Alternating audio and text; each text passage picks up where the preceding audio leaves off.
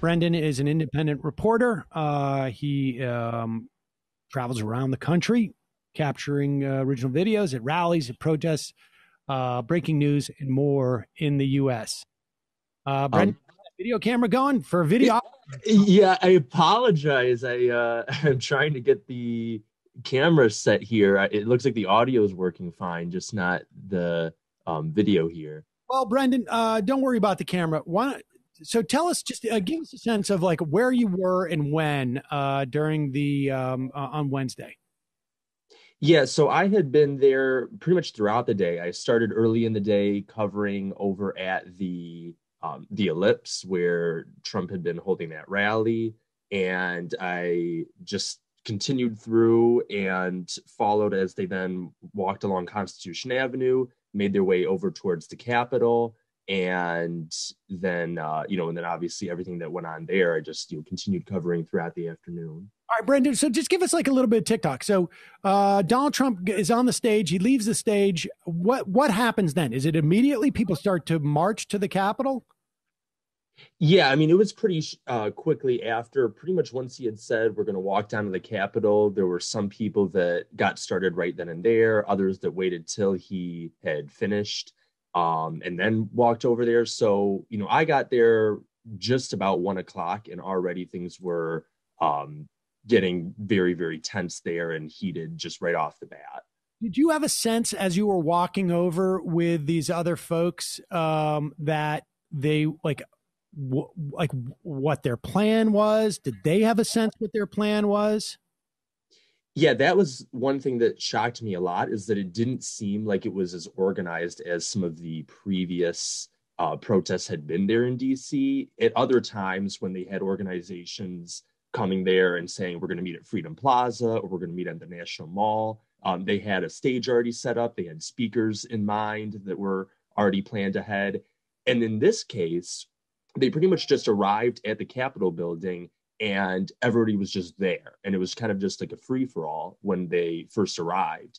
And I think that may have been part of what led to so much of the chaos and unrest right off the bat there, because, at other times you at least had somebody sort of leading the group, somebody there to kind of, with a megaphone or whatever, kind of directing people. And in this case, it really wasn't. Everybody had still been coming off of the Donald Trump speech over at the Ellipse. And because that went past 1 p.m., a lot of the main organizers hadn't already made their way over to the Capitol to start getting set up there. And so the crowds that were arriving were just there and trying to figure out what they wanted to do. And it very, very quickly got extremely rowdy there.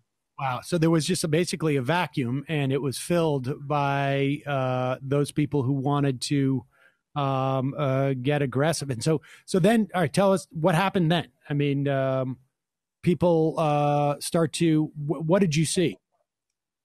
So yeah, basically it started with very loud chants and people that were attempting to push back against the police. There were a lot of barricades, that small barricades, not like the main large fences that you're seeing up there now.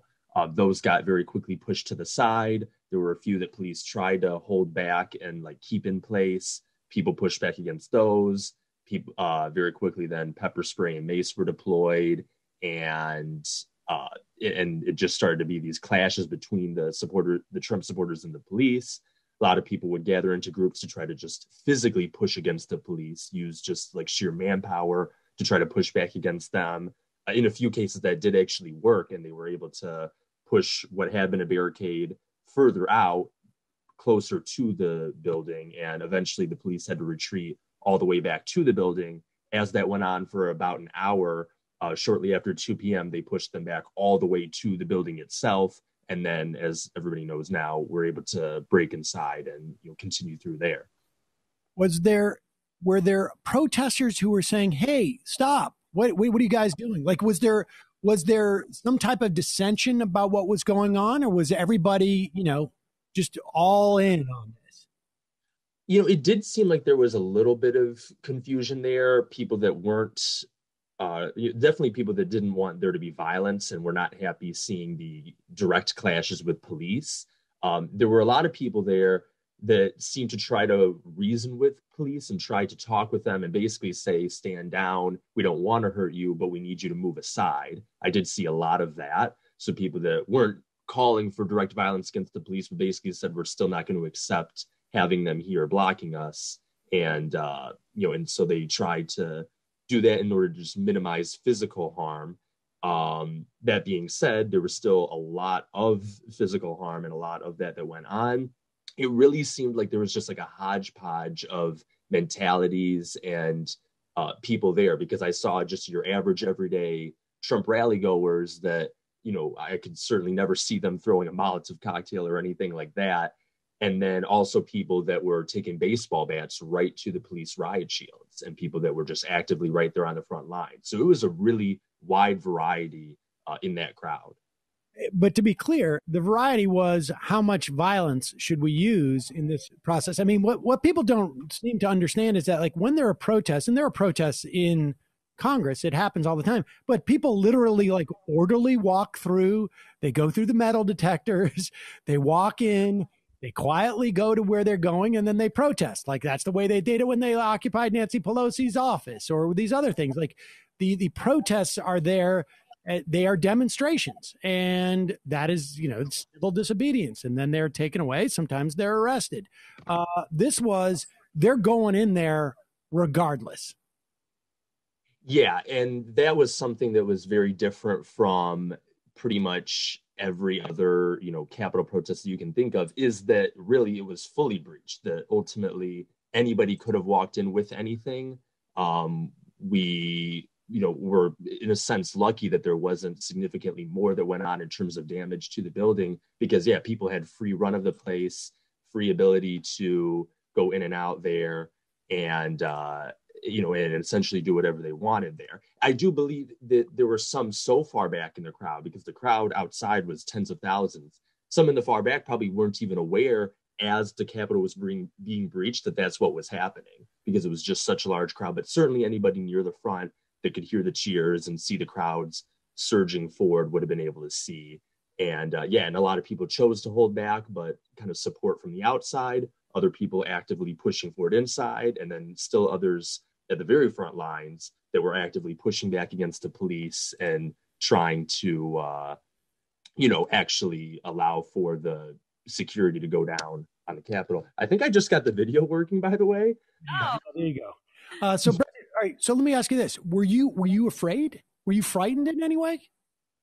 Yeah, I mean, there were times I was, just in general with any of these riot zones, when there's so much tear gas flying around, things getting thrown in the air, and especially being someone that tends to film closer to the front lines there, you're always concerned that there's going to be something that hits you, somebody that, especially when I saw the baseball bat swinging, I was worried that at some point that was just going to get kind of like thrown off in the wrong direction, could hit me in the head. How many baseball bats were there? I mean, were there a lot of people who were basically? I mean, you go with a baseball bat to a protest, you're armed, as far as I'm concerned. I mean, you're bringing a weapon, anyways.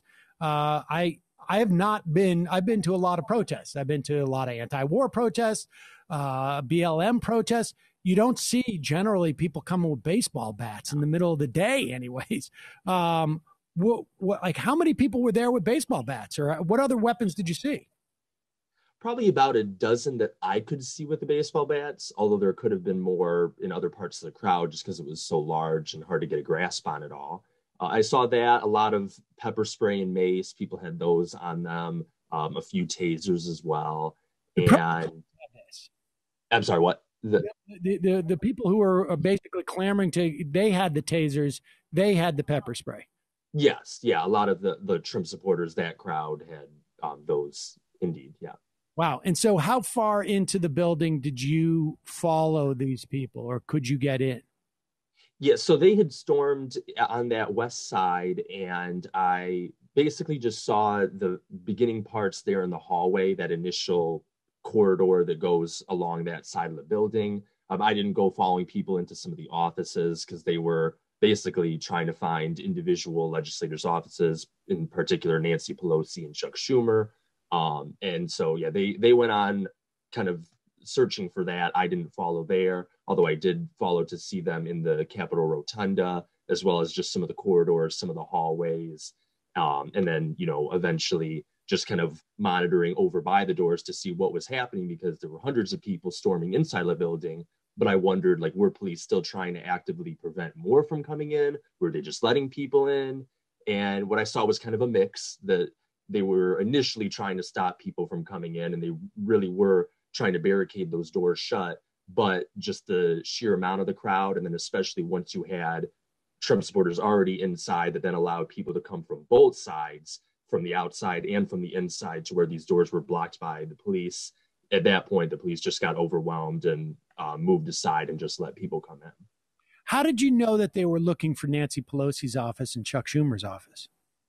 Some of them had been saying so even prior to all of this, in the days leading up to the event, but on the day of the event too, saying, let's storm the Capitol, let's find Nancy Pelosi's office.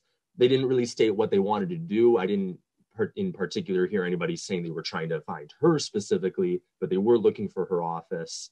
Unclear what the ambitions were there. I do know now that there were reports that a laptop was taken out of the office. So that's something they'll probably be investigating and see what was on that, what kind of data there. But yeah. Did you see when they were building the gallows? No, so that actually most likely took place after they had already breached the innermost Capitol Police line and were then rushing up onto the Capitol lawn, because I saw the images of that afterward, and it appeared to have been brought after I had already been way over by the front. So I wasn't in that area to see that, but I did see the images afterward. And when you were inside the Capitol, in the rotunda or in the front hallway there, were there people who going like, hey, maybe we shouldn't be in here? Or like, what was the attitude? A lot of people were just saying, this is our house. This is, a place that we have a right to be. It seemed to be a lot of the same attitude in that moment as previous Capitol protests, like the ones that had occupied Nancy Pelosi's office, the Sunrise Movement, et cetera.